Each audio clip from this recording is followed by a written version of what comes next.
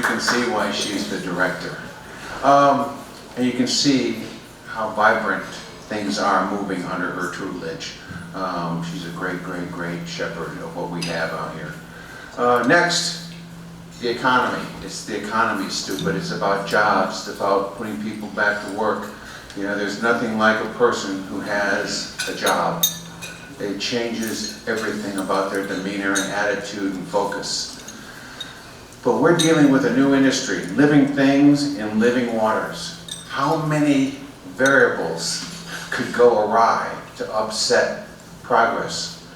Well, a great business plan helps offset those variables. And Keith Bowers, I met 6 years ago, has been incredibly instructive in putting business plans together. He helped me with mine, and we've used that as a prototype for a number of other folks in the industry. And Keith, we're lucky to have Keith. We're lucky to have a man who's got the intelligence and the heart of a Keith Bowers. And he's going to let you know just how impactful his operation has been in creating jobs and saving communities. So Keith?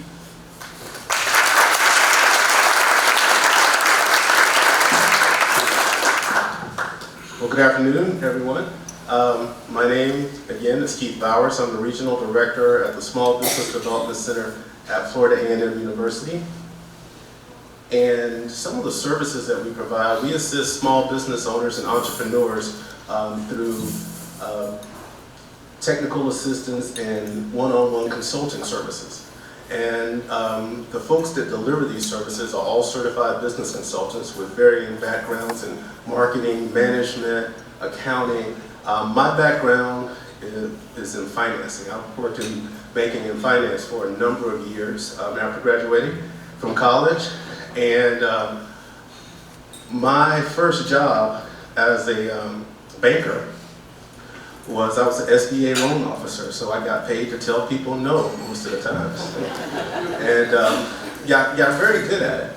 But one of the things that I adapted from my career in banking was that we needed to make sure that in order to help customers and clients, we needed to make sure they were prepared.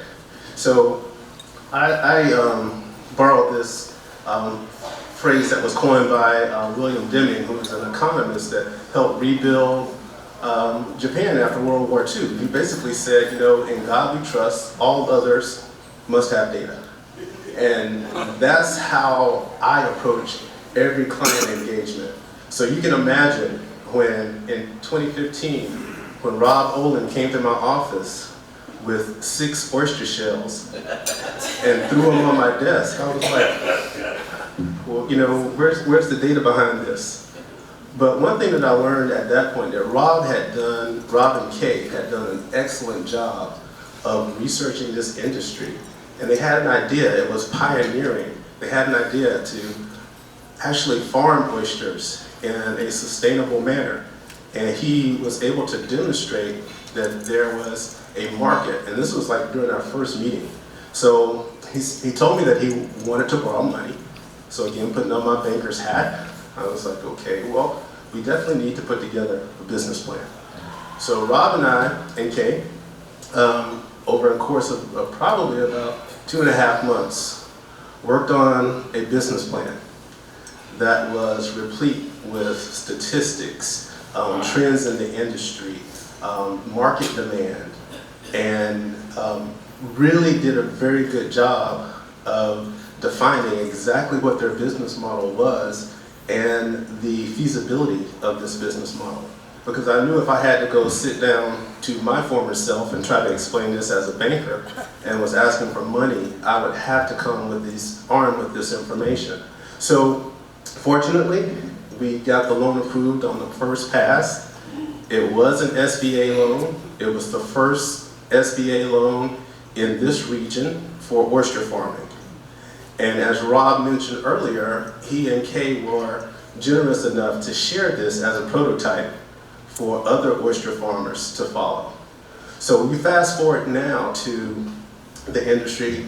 We have seen, as Portia has mentioned, we've seen an increase of small businesses that were focused on oyster farming.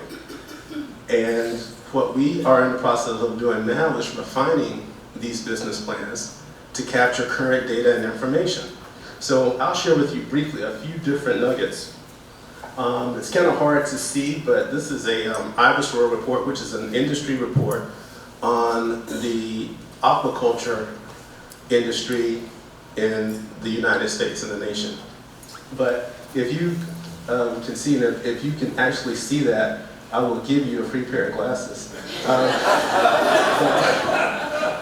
But the industry for 2019 is a $1.7 billion industry in the United States. And it grew at 4.8% between 2014 and 2019, and is projected to grow another 2% each year from 2020 up until 2025. So you can see that it's a robust industry. The profit margins reported for this industry is 13.7%. It's trending down slightly, but it's still a very decent margin, and these are the things that bankers tune into. And the average wages represent a great number for job creation. So we're not talking about minimum wage jobs, we're talking about jobs that people can make a living wage. And so when we talk about this this $1.7 billion industry, and this is all the aquaculture industry as a whole, and mollusk, which is the genetic species for oysters, represents 24% of this industry. So you think about that, $410 million on an annual basis for the oyster industry. So when we start talking in terms of the unique opportunity that we have here in the state of Florida to leverage these resources, to follow the examples, and to have a forward-thinking, progressive government that supports this level of industry, we're very fortunate.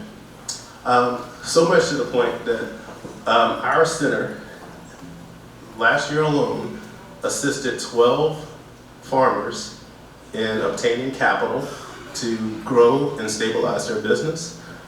We helped our clients access over $500,000 in funding. They have reported that they've created, out of these 12 clients, they've created 42 jobs, and the projected revenue for 2020 is $10.2 million. And again, this is just working with these 12 clients that we are fortunate enough to assist.